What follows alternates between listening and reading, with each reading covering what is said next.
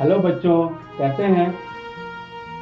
आज मैं आप सभी के लिए विज्ञान विषय की वर्ग 8 के विज्ञान विषय के घर्षण बात पे चर्चा करूंगा। घर्षण शब्द से आप परिचित होंगे। अगर नहीं परिचित हैं तो अगर मैं इन दोनों हाथों को रगड़ रहा हूं आपस में, रगड़ना और घर्षण एक ही चीज है। इन दोनों हथेलियों के बीच में घर्षण हो रहा है। ये दोनों हथेली आपस में रगड़े जा रहे हैं और इसी को घर्षण कहते हैं। घर्षण विज्ञान की भाषा में घर्षण एक बल है जो दो सतहों के बीच में लगता है। घर्षण बल लगने के लिए हमेशा दो सतहों को संपर्क में आना जरूरी है और इस पूरे वीडियो में मैं बताऊंगा आपको कि किस तरह से घर्षण बल हमारे दैनिक जीवन में जरूरी है और किस तरह से घर्षण बल नुकसान भी पहुंचाता है। ये घर्षण बल ही है जिसकी वजह से हम जमीन में चल पाते हैं। आप जानते हैं, जब कभी बारिश में फिसलन हो जाती है, जमीन में चिकनाई आ जाती है, तेल वगैरह गिर गया और हम उस पर चलने की कोशिश करते हैं तो हम फिसल के गिर जाते हैं। क्या हो जाता है उस वक्त? हम क्यों नहीं चल पाते हैं जब सतह फिसलन वाली हो? तो उस सतह और हमारे पैरों के बीच में जो बल लगता है वो वहां पे शून्य हो जाता है और हम कदम आगे नहीं बढ़ा पाते हैं क्योंकि घर्षण बल वहां पे काम नहीं कर पाता। तो घर्षण बल का बहुत बड़ा योगदान है। घर्षण बल के फायदे भी हैं, घर्षण का नुकसान भी है। आप अपनी साइकिल में, चक्कों में, पैडल वगैरह में तेल देते हैं, मोबिल देते हैं। क्यों दिया जाता है? क्योंकि हम वहां पे होने वाले घर्षण को कम कर सकें। तो कहीं पे हमको घर्षण चाहिए होता है, कहीं हम चाहते हैं कि वहां पे घर्षण जरूरी है। जैसे जब हम गाड़ी में ब्रेक लगा रहे होते हैं तो अगर गाड़ी के चक्के, आपके साइकिल के चक्के या कार के चक्के अगर बहुत चिकने हो गए हैं, आपको पता है गाड़ी के चक्कों में गोटियां होती हैं, कटा कटा रहता है। वो क्यों होता है? वो जब गाड़ी या साइकिल किसी सड़क पे चल रही है तो ब्रेक आप लगाते हैं तो वहां पे घर्षण बल रोड और आपके गाड़ी के चक्के के बीच में ज्यादा काम करे और आपका ब्रेक लग सके। ब्रेक आपकी खराब हो जाती है। कभी आप साइकिल का ब्रेक लगाते रहते हैं और साइकिल रुकती नहीं, तो साइकिल के बीच में जो ब्रेक, जैसे ब्रेक शू बोलते हैं, वो अगर घिस गया है, चिकना हो गया है तो आपका ब्रेक नहीं लगता है। तो इन सारी बातों को समझने के लिए ये घर्षण बल आगे चल के आपको 9वीं कक्षा, 10वीं कक्षा में, 11वीं, 12वीं कक्षा में, जैसे जैसे आप कक्षा में ऊपर चलते जाएंगे घर्षण बल को और गहराई से आप समझते जाएंगे। तो क्लास 8 में घर्षण बल की शुरुआत हुई है और इस पूरे बल को आपको समझना होगा और इस पूरे वीडियो में मैंने ये बताने की कोशिश आपको की है। तो आइए चलिए देखते हैं कि किस तरह से घर्षण बल क्या है, घर्षण बल के क्या फायदे हैं, घर्षण बल से क्या नुकसान है, कैसे हम घर्षण को बढ़ा सकते हैं, कैसे हम घर्षण को घटा सकते हैं।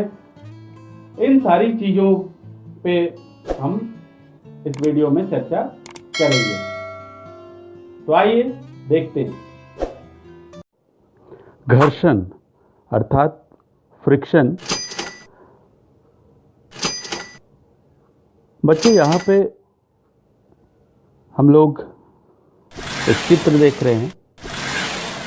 दोनों चित्रों में कौन सा काम आसान है, कौन सा कार्य आसान है, आप दोनों चित्र को देख के बता सकते हैं। फर्श पर लुढ़कती गेंद कुछ समय पश्चात क्यों रुक जाती है? केले के छिलके पर कदम पड़ते ही हम क्यों फिसल जाते हैं? किसी चिकने तथा गीले फर्श पर चलना क्यों कठिन होता है? ऐसे सारे सवालों का जवाब हम आज इस वीडियो में ढूंढने की कोशिश करेंगे। कोई भी वस्तु जो किसी अन्य वस्तु के पृष्ठ पर गति कर रही होती है, उस स्थिति में भी मंद हो जाती है जब उस पर कोई बाहरी बल लगता हुआ नहीं दिखता है। तो जब कोई बाहरी बल भी नहीं लगता है तो ऐसी कौन सी चीज है जो वस्तु को गति करने से रोकती है? वस्तु की गति का विरोध करने के लिए उस पर जो बल लगता है उसे घर्षण बल कहते हैं। जब हम किसी बड़े बक्से इसको ढकेलते हैं तो विरोध में एक बल लगता है। एक उदाहरण से यहाँ पे आप देख सकते हैं, आप बाईं दिशा में बल लगाते हैं, एक बुक को ढकेला जा रहा है, घर्षण दाईं दिशा में कार्य करता है। इस तरह से जब आप दाईं दिशा में बल लगाते हैं तो घर्षण बाईं दिशा में काम करता है।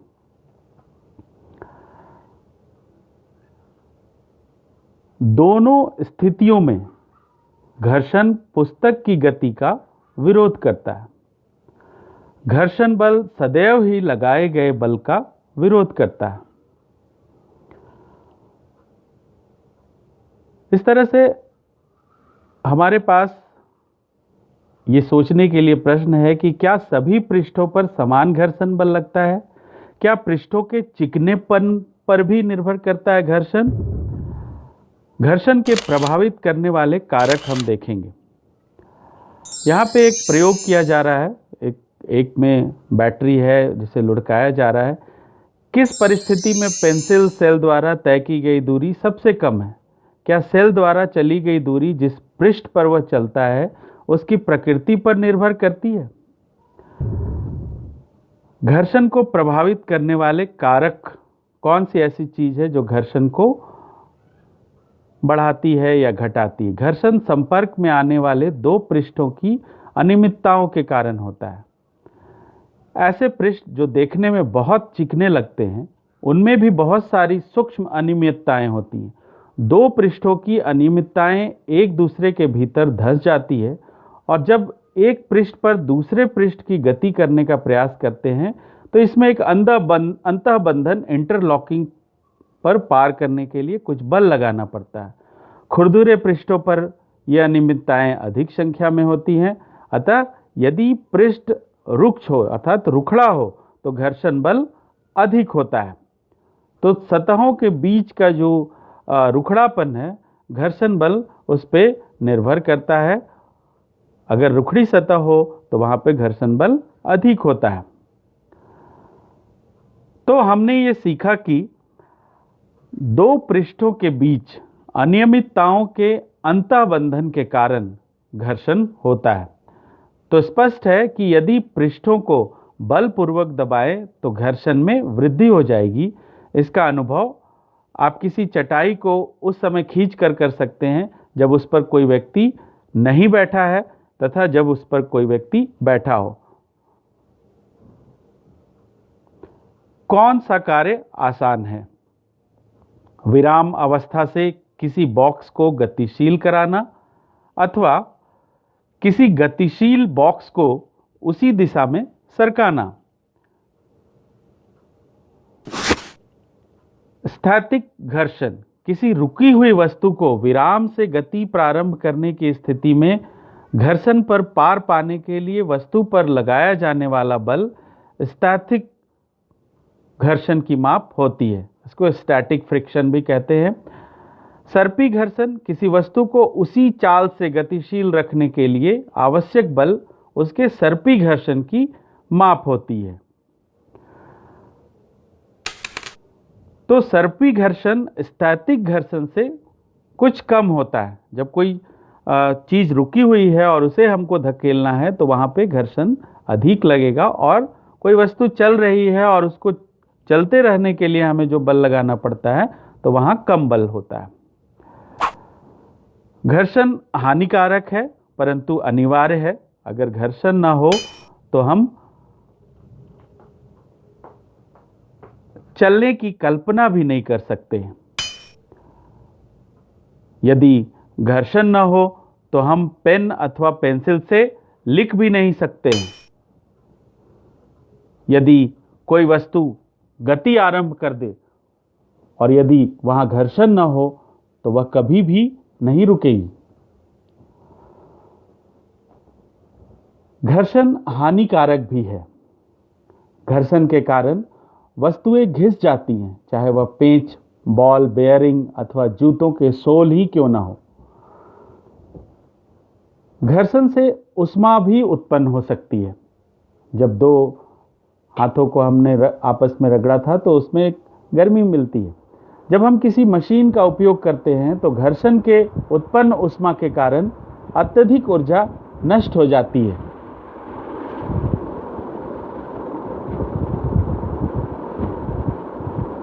घर्षण बढ़ाना, किस परिस्थिति में हमें घर्षण बढ़ा सकते हैं?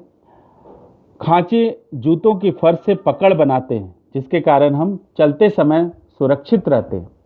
कारों, ट्रकों तथा बुलडोजरों के टायर भी खांचेदार होते हैं जिससे सड़क से उनकी पकड़ अच्छी बनती है। आपने देखा होगा कि टायर वगैरह में खांचे होते हैं। स्वचालित वाहनों तथा साइकिलों की ब्रेक प्रणालियों में ब्रेक पैडों का उपयोग करके हम जानबूझकर घर्षण में वृद्धि करते हैं। तो ये कुछ परिस्थितियां हैं जहां हमें घर्षण बढ़ाने की आवश्यकता होती है। अब हम देखेंगे कि घर्षण को घटाना क्यों जरूरी है और कैसे घटा सकते हैं। दरवाजों के कब्जों में तेल की कुछ बूंदें डालते हैं तो दरवाजा सहज ही घूमने लगता है। यहाँ पे हमें घर्षण नहीं चाहिए होता, तो हमें घर्षण को घटाने के लिए हम उसमें तेल या ग्रीस डालते हैं। साइकिल तथा मोटर के मैकेनिक मिस्त्री इन मशीनों के गतिशील भागों के बीच ग्रीस लगाते हैं। घर्षण कम करने वाले पदार्थ को स्नेहक कहते हैं। अब हम देखेंगे कि पहिए घर्षण कम कर देते हैं। पहिए का जब आविष्कार हुआ तो बहुत बड़ी समस्या से हमें निजात मिल गया। ये लोटनी घर्षण, जब एक वस्तु किसी दूसरे वस्तु पर लुढ़कती है तो उसकी गति के प्रतिरोध को लोटनी घर्षण कहते हैं। लोटन घर्षण कम कर देता है। जब हम किसी चीज को उस पर किसी वस्तु को दूसरी वस्तु पर सरकने की तुलना में लोटन करना सदैव आसान होता है। कोई भारी बक्से पे अगर चक्का लगा दिया जाए तो उस बक्से को कहीं ले जाना बहुत आसान होता है। तरल घर्षण, घर्षण तरल में भी होता है, गैसों में भी होता है। तो तरल इनसे होकर गति करने वाली, चाहे वो तेल हो या पानी हो, वस्तुओं पर घर्षण बल लगाते हैं।